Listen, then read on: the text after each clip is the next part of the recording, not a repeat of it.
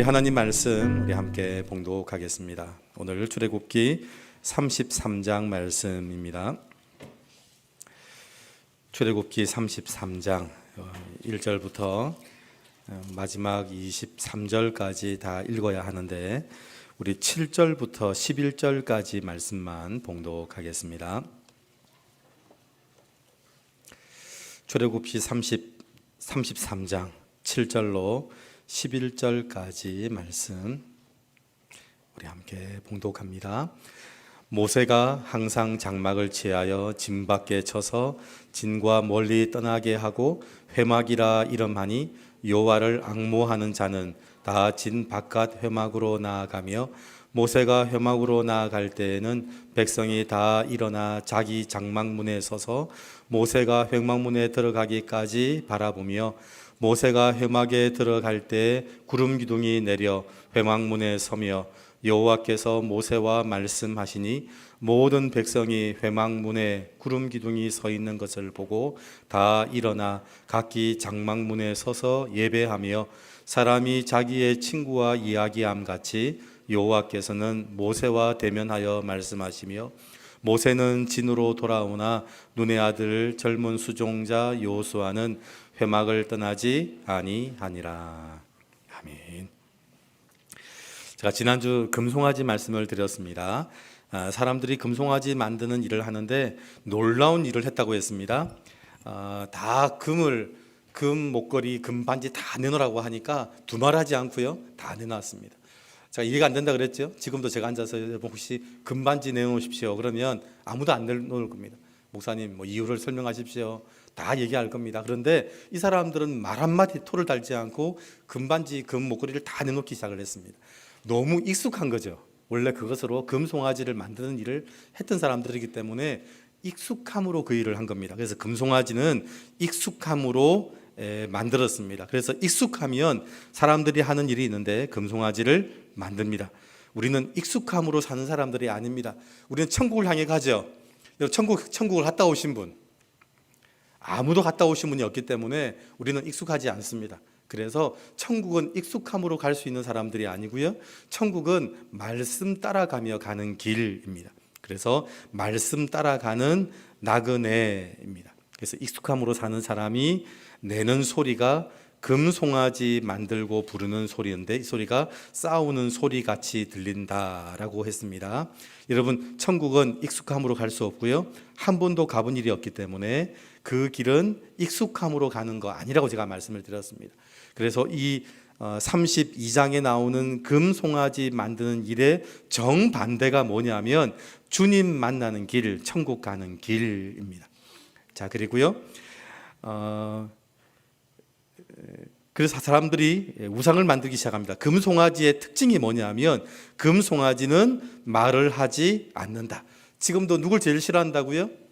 말하는 사람 제일 싫어한다 그랬습니다. 사람들은 뭘 하고 싶어 하냐면 자기가 말을 하고 싶어 하고 말 듣는 걸 제일 싫어합니다. 그래서 우리는 말하는 하나님이 싫고요, 들어주는 하나님이 좋으니까 들어주는 하나님이 누구냐면 그게 우상입니다. 그래서 우상은 말을 하지 못합니다.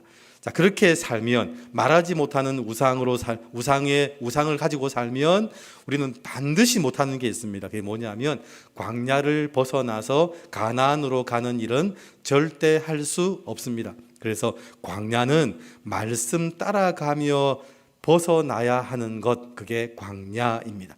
여러분, 이게 출애굽기 32장의 내용이었는데 이 내용이 신약으로 가면 사람들이 광야를 지나갈 때 그 광야를 하나님의 말씀을 따라서 걷기 시작합니다. 한 번도 가보지 못한 사람처럼 그 광야를 말씀을 따라서 가기 시작합니다. 여러분, 이게 신약으로 와서 제일 첫 번째 말씀 따라가기 시작하는 제일 첫 번째 케이스가 누구일까요? 어디로 가야 되는지를 모르는데 이 사람들이 말씀을 따라서 한 걸음 한 걸음 따라가기 시작을 했습니다. 이게 지금 구약의 사건이었는데 신약에 오면 이걸 그대로 따라하는 대표적인 첫 번째 사례가 있었습니다. 누구였을까요? 동방박사들입니다.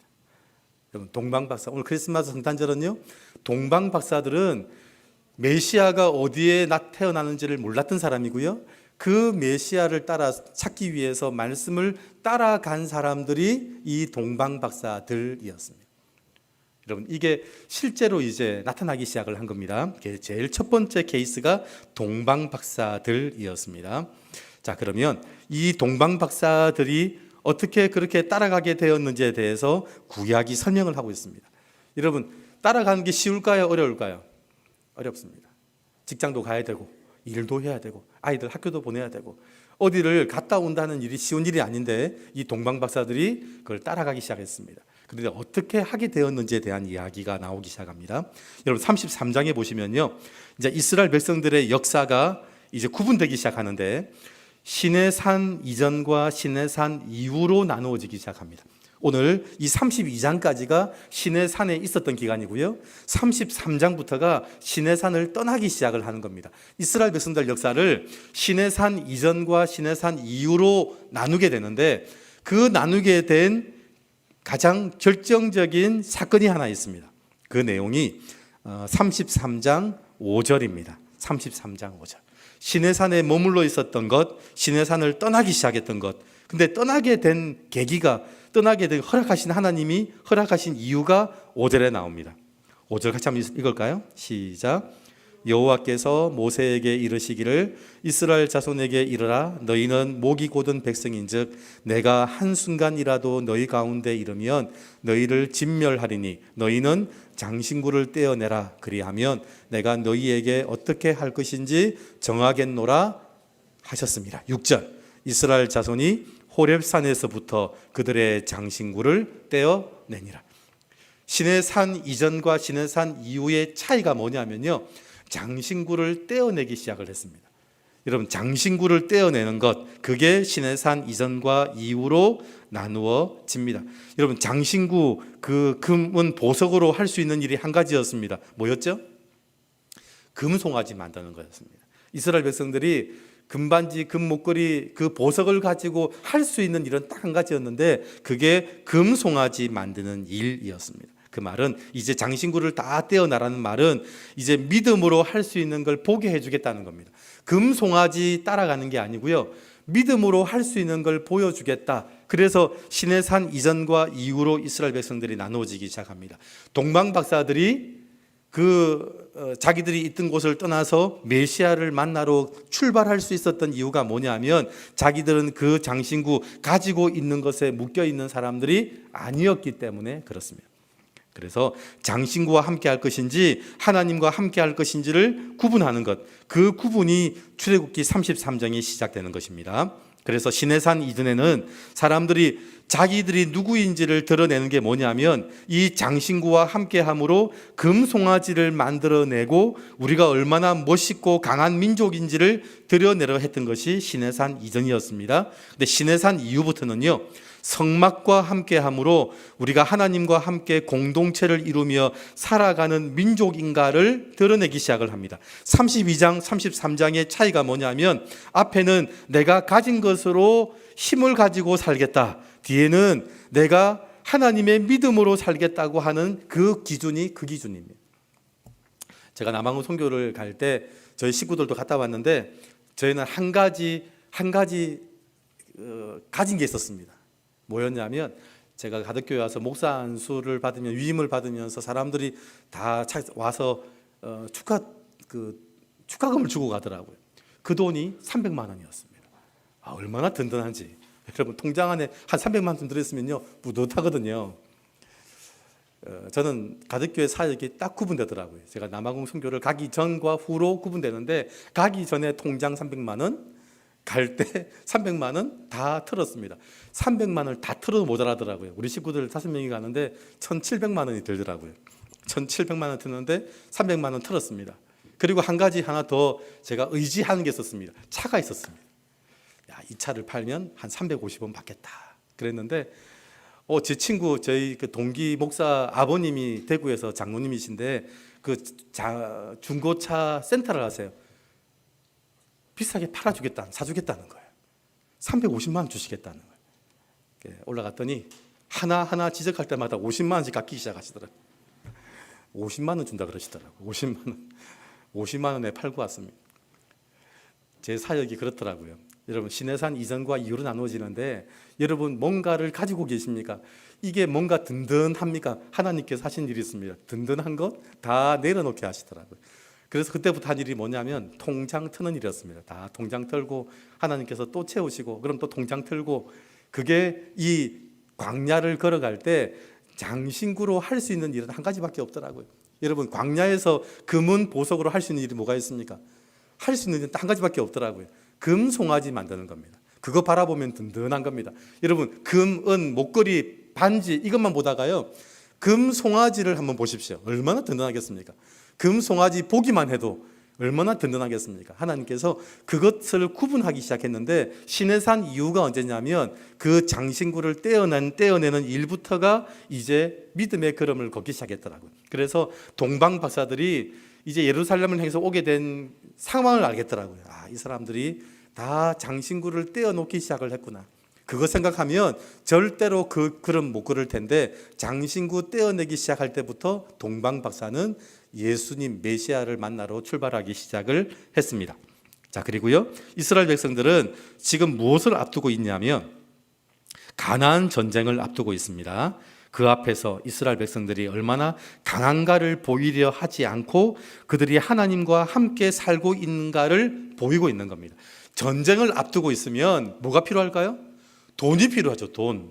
여러분, 전쟁은 돈으로 하잖아요. 돈으로. 그런데 그 돈으로 하지 않고요, 하나님과 함께 하는 걸 보여주라는 겁니다. 이스라엘 백성들은 이게 무슨 말인지를 몰랐습니다. 아니, 전쟁을 하려면 돈이 필요하지요. 그런데 전쟁이 할 때 돈이 필요한 게 아니라 하나님과 함께 하는 걸 보여줘야 된다. 하나님과 함께 하면 저 가나안의 성들이 무너질까? 무너지는 걸 본 겁니다. 뭘 무너진 거 보냐면 성만 무너진 게 아니고요, 그 성을 지키는 사람들의 마음이 무너지는 걸 본 겁니다. 도대체 저 사람들은 뭐지? 광야에서 40년을 걸어왔는데 한 사람도 굶어 죽은 사람이 없고 신발 하나 헤어진 사람이 없었다. 성을 지키고 있는 그 거인들의 마음이 무너지기 시작을 했습니다. 여러분, 하나님이 이 세상 살아갈 때 돈을 좀 가지고, 믿는 사람들이 돈도 많고 권력도 많고 힘도 많고 그럼 얼마나 좋겠습니까? 그런데 하나님이 자꾸 뭐 하라고요? 장신구 떼어내고 하나님과 함께 사는 거 보여주라는 겁니다. 하나님, 저 사람들 하나도 안 두려워합니다. 하나님과 함께 사는 거 하나도 안 두려워합니다. 아닙니다. 하나님이 왜 그렇게 하라고 하시는지 가나안 성에 입성하고 난 이후에 알기 시작을 합니다. 하나님과 왜 함께 사는지를 보여주라고 하는지. 그래서 금송아지를 만들어내며 그것으로 자랑하는 성도를 향해서 성도가 자랑할 수 있는 게 하나 있습니다. 하나님의 나라를 보여주는 겁니다. 하나님의 나라는 광야를 지나와도 그 광야를 천국으로 만들어내는 나라가 하나님 나라. 250만 명을 물로 고기로 다 먹이시고 입히시는 나라, 신발 하나 헤어지지 않는 나라. 여러분, 그 나라가 하나님 나라라는 겁니다. 그래서 모든 이스라엘 백성들이 이제 하나님과 함께 살아가는 것을 위해서 이 시내산을 떠나기 시작을 했습니다. 자, 시내산을 떠나면서 모든 이스라엘 백성들이 한 일이 있습니다. 문입니다. 장막문. 여러분, 장막문은요, 하나님의 구름이 있는 회막 쪽을 향해서 볼 수 있도록 만들었습니다. 여러분, 동방 박사들은 문과 창문을 어디로 만들었을까요? 동방 박사들은, 그 사람들은 말씀을 연구하는 사람들이었는데 메시아가 올 때 밝은 별, 빛이 비춘다는 얘기를 들었습니다. 그러니까 창문과 문을 어디로 낼까요? 별을 볼 수 있는 쪽으로 창문을 내는 겁니다. 그게 성도들이 사는 집의 구조가 그렇게 만들어져야 됩니다. 우리는 주로 창문을 어디로 내죠? 경치가 좋은 데로 냅니다. 보기 좋은 데로 내죠. 하나님의 사람들은요, 하나님의 말씀을 뜻을 볼 수 있는 자리로 창문을 내기 시작을 합니다. 왜냐하면 그 별이 오늘 비칠지 내일 비칠지, 하나님의 말씀의 은혜가 오늘 임할지 내일 임할지 모르잖아요. 제가 새벽기도 드릴 때 제가 그 마음입니다. 매일 하나님의 은혜가 임할 것 같죠? 아닙니다. 하나님의 은혜가 임할 때가 있습니다. 근데 그게 오늘 새벽일지 내일 새벽일지, 그래서 제가 기대하고 나오는 겁니다. 여러분, 우리가 사는 생활의 패턴도 그렇고요, 집의 구조도 그렇습니다. 집의 구조도 사람들을 통해서 하나님의 말씀을 볼 수 있는 구조로 집을 만들어내기 시작을 합니다. 그래서 거실이 넓게, 왜냐하면 구역 예배도 드려야 되고, 그리고 교사하면은 아이들 함께 예배도 드려야 되니까. 그래서 집의 구조, 차를 살 때 차에 차를 무슨 차를 사야 될지까지도 사실은 그 구조를 가지고 만들기 시작합니다. 동방 박사의 집이 상상이 되시죠? 창문이 뷰를 향해 있지 않고 하늘로 향해 있는 창문을 아마 만들어서 그들은 하늘을 바라보고 있었을 겁니다. 그리고요, 이 장막문에 서서 회막을 볼 수 있어야 합니다. 여러분, 이 동방 박사들은요, 말씀을 연구하는 사람들이었습니다. 그냥 하늘의 별을 바라봤던 사람들이 아니고 말씀을 연구하면서 그 말씀대로 이루어지는 것을 본 사람들이었습니다. 그러니까 이 문과 창문은 하늘을 향해 있고 문은 어디를 향해 있었을까요? 하나님의 말씀을 들을 수 있는 쪽으로 열려 있었을 겁니다. 그래서 이 구약의 장막문이 모두 회막을 향해 있었던 것처럼 우리 문은 전부 다 어디를 향한다고요? 하나님의 말씀과 예배를 드릴 수 있는 곳으로 우리의 문이 열려 있어야 합니다. 그래서 성도들은요, 항상 집을 구할 때 기준이 뭐냐면, 걸어서 새벽 기도를 갈 수 있을까? 교회를 갈 수 있는 길. 저희 어머니가 집을 팔았습니다. 팔고 이제 아파트를 하나 구하려고 하는데 아파트에 좋은 데가 많이 있더라고요. 그런데 굳이 30년 된 낡은 아파트를 구했습니다. 이유는 딱 한 가지였습니다. 교회를 걸어가기에 딱 좋은 곳이라는 겁니다. 그래서 한 7천만 원 손해보고요, 7천만 원만 그 돈 가지고 적어도 한 35평은 살 수 있는데 20평 아파트를 사시더라고요. 이유는 딱 한 가지, 걸어서 교회를 갈 수 있는 곳이더라. 여러분, 지금 동방 박사들이 집 구조도 그렇고요, 지금 이 구약에 말하는 이 장막의 구조가 지금 우리가 똑같습니다. 동방 박사라면 우리의 문이 어디를 향해서 열려 있어야 하는지를 보여주는 겁니다. 그래서 장막문에서 회막을 보는 건 굉장히 중요합니다. 왜냐하면 그건 생명이 걸려있는 문제잖아요. 여러분, 광야에서 지금 자기의 장막문이 회막을 향해 있습니다. 그 회막에 구름이 내려앉아, 구름 기둥이 보이거든요. 구름 기둥이 올라가면 짐을 싸들고 가야 됩니다. 그게 보이지 않아서 안 가면 죽는 겁니다. 여러분, 광야가 장막 안에서 낮이 되었다, 아마 쪄 죽을 겁니다. 그러니까 구름이 떠났다, 그냥 순식간에 짐을 다 정리해서 챙겨서 가는 겁니다. 동방 박사들도 그렇게 했을 겁니다. 그래서 별이 보이는 순간 모든 걸 정리해서 빨리 짐을 챙겨서 그 별을 따라서 가기 시작을 했습니다. 그래서 이스라엘 백성들은 하나님이 임재하시는 구름이 내려앉으면 장막을 치고 머물고, 구름이 떠오르면 장막을 걷고 출발을 했습니다. 광야에서 살아남을 방법은 딱 한 가지입니다. 하나님의 말씀이 움직이는가를 보는 겁니다. 그래서 우리는 항상 언제 멈추는지, 언제 가야 되는지, 사람들은 이 두 가지를 어떻게 하냐면요, 내가 멈추고 싶을 때 멈추고 내가 가고 싶을 때 갑니다. 그렇게 살아갑니다. 사람들은 내가 하고 싶은 대로, 내가 가면 가고 내가 멈추면 멈추고. 여러분, 그렇게 살아가면 살까요? 죽을까요? 죽습니다. 왜냐하면 우리가 살아가는 데가 광야거든요. 여러분, 우리가 사는 데가 광야라는 걸 반드시 기억하십시오. 우리가 살아가는 데는요, 사막이고 광야입니다. 그러니까 내가 가고 싶을 때 가고 내가 멈추고 싶을 때 멈추면 그건 딱 죽은 겁니다. 그래서 내가 모든 것을 공급할 수 있으면 그러면 됩니다. 내가 하나님이면 그러면 되는데, 사람들은 하나님의 자리에 그래서 앉고 싶어 하는 겁니다. 내가 가고 싶을 때 가고 내가 멈추고 싶을 때 멈추려고 사람들이 그런다는 겁니다. 그래서 삶의 현장인 장막문에 서면 하나님 계신 회막을 볼 수 있어야 한다. 이게 삶의 집을 짓는 기준입니다. 여러분, 이제 하루를 세팅하고 내가 집을 짓고 차를 살 때 기준이 뭐냐면, 삶의 현장에 서서 하나님의 계신 회막을 볼 수 있어야 한다. 그게 기준이 되어야 합니다. 그게 동방 박사들이 그렇게 살았습니다. 하늘의 별이 보이면, 말씀하셨던 그 별이 보이면 짐을 싸들고 가겠다라고 하는 기준으로 그 집을 만들어 놓은 겁니다. 제가 남아공 가니까 네덜란드 선교부가 선교를 하고 있는데, 그 선교부가 선교를 그렇게 하더라고요. 현지인들이 교회를 세워서 자립할 수 있도록 네덜란드 선교부는 뭐까지만 하냐면 자기들이 빠져나올 수 있을 만큼만 투자를 하더라고요. 그래서 천막을 만들어서 교회를 만들고, 그 다음에 양철 교회를 만들고, 그까지만 하더라고요. 여러분, 우리는요, 세상 살아가면서 빨리 챙겨 들고 하나님의 나라 갈 수 있는 구조로 우리의 삶의 규모를 만들어 놔야 됩니다. 그래서 하나님의 나라를 향해 가야 되는 나그네가 떠나기가 힘들고 정리하기가 힘들면 우리는 절대로 하나님의 나라 갈 수가 없습니다. 문제는 떠나지 않는 게 문제가 아니고요, 그렇게 떠나지 않으면 죽습니다. 여러분 있는 곳이 그곳이 해운대 센텀이든 그게 강남이든 어디든요, 거기는 영적으로 분명히 거기는 광야고 사막입니다. 그러니까 무조건 떠날 준비하시고, 그리고 떠날 때 짐은 가볍게, 그리고 그 짐을 가볍게 하기 위해서 필요한 게 뭐라고요? 가지고 있는 걸 나누어 주기 시작해야 됩니다. 나눠주는 이유는요, 많이 가져서가 아닙니다. 이제 짊어지고 가야 되는데 무거워서 나눠주는 거지, 가진 게 많아서 나눠주는 거 아닙니다. 우리 그리스도인들의 구제와 전도가 다른 이유가 그겁니다. 세상 사람들은 언제 나누냐면 많을 때 나눕니다. 네가 부자인데 이 정도는 해야지, 눈치 보고 나누기 시작을 합니다. 근데 그리스도인들은 왜 나눈다고요?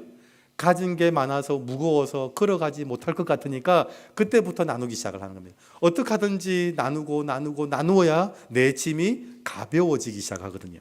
그래서 이 동방 박사들은요, 얼마가 걸릴지 모르는 여행이었습니다. 여러분, 그 별이 이틀을 갈지 3일을 갈지 한 달을 갈지 모르지 않습니까? 그러니까 이 동방 박사들은요, 보지 않아도 그림입니다. 짐을 최대한 가볍게 해서 갔을 겁니다. 그래서 광야 같은 세상에서 사람들이 성공하는 길을 얘기하는데, 지금도 유튜브에 성공하는 길을 얘기할 때 사람들은 네 가지를 얘기하더라고요. 제가 한번 적어봤는데, 첫 번째, 내 길이 보인다. 두 번째, 나를 알린다. 나를 알려야 사람들이 많이 보죠. 그래서 세 번째, 내 눈앞에 계획한 일이 보인다. 이렇게 하면 될 거라는 계획이 보인다. 네 번째, 모든 것이 내 것이 된다. 이게 세상에서 성공하는 방법이더라고요. 그런데 오늘 성공하는 방법에 대해서 13절에 나옵니다. 오늘 제가 읽었던 아까 네 가지 얘기했죠. 네 가지와 정반대 얘기를 하기 시작을 합니다. 33장 13절. 자, 시작. 내가 참으로 주의 목전에 은총을 입었사오면 원하건대 주의 길을 내게 보이사 내게 주를 알리시고 나로 주의 목전에 은총을 입게 하시며 이 족속을 주의 백성으로 여기소서.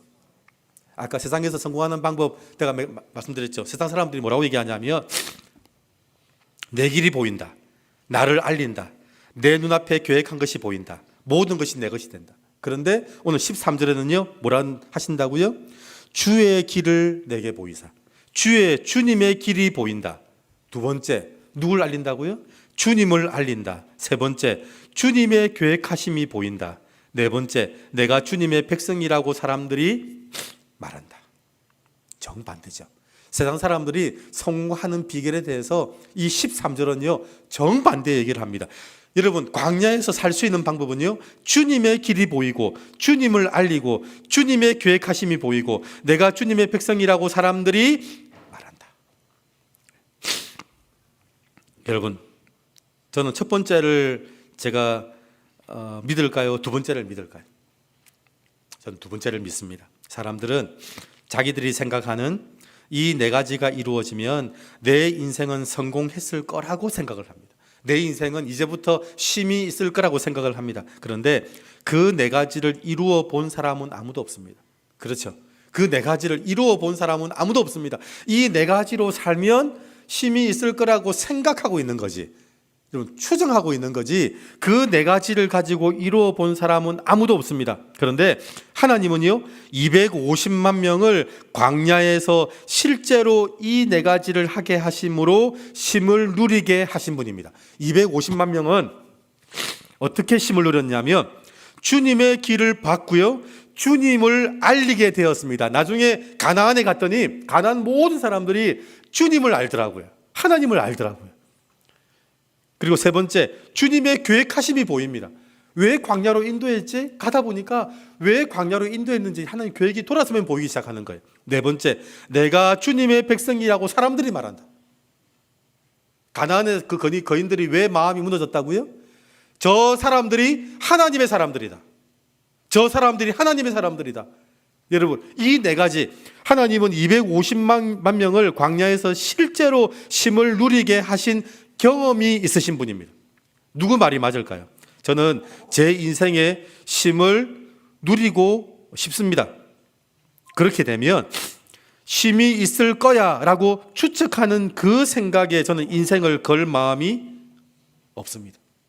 여러분, 그렇게 살면 이렇게 될 거야 라고 하는 거기에 여러분 절대로 인생을 걸 마음이 저는 없습니다. 광야에서 이스라엘 백성 250만 명에게 실제로 쉼을 주셨던 하나님의 말씀을 믿지, 그렇게 살면 행복할 거야 라고 생각했던 것에 제 인생을 걸지 않습니다. 하나님은 250만 명을 실제로 그렇게 해서 사람들을 쉬게 하고 안식하게 만드신 분이 하나님이셨습니다. 저는 나의 생각을 믿지 않습니다. 저는 말씀을 믿습니다. 저는 동방 박사가 그 말씀을 믿고 갔던 사람이었습니다. 오늘 구약에 나오는 이 33장의 이야기가 신약으로 가면 제일 첫 번째 사람들이 누구냐면 동방 박사들이었습니다. 저는 여러분들이 제2의 동방 박사, 제2의 제3의 동방 박사들이 되시기를 주의 이름으로 축원드립니다. 기도하겠습니다. 하나님 아버지, 감사합니다. 하나님, 오늘도 동방 박사를 바라봅니다. 오늘 출애굽 33장을 통해서 시내 산을 떠났던 이스라엘 백성들의 모습과 이 동방 박사들의 모습이 같음을 봅니다. 하나님, 우리도 하나님의 말씀을 볼 수 있고 하나님의 말씀을 따라가기 위해 준비하는 주의 종들 되게 하여 주시옵소서. 우리도 제2의 동방 박사들이 되게 하시고 제3의 동방 박사들이 되어서 우리가 가는 그 길 끝에 메시아를 만나는 거룩한 걸음들 되게 하여 주시옵소서. 예수님의 이름으로 기도드립니다. 아멘.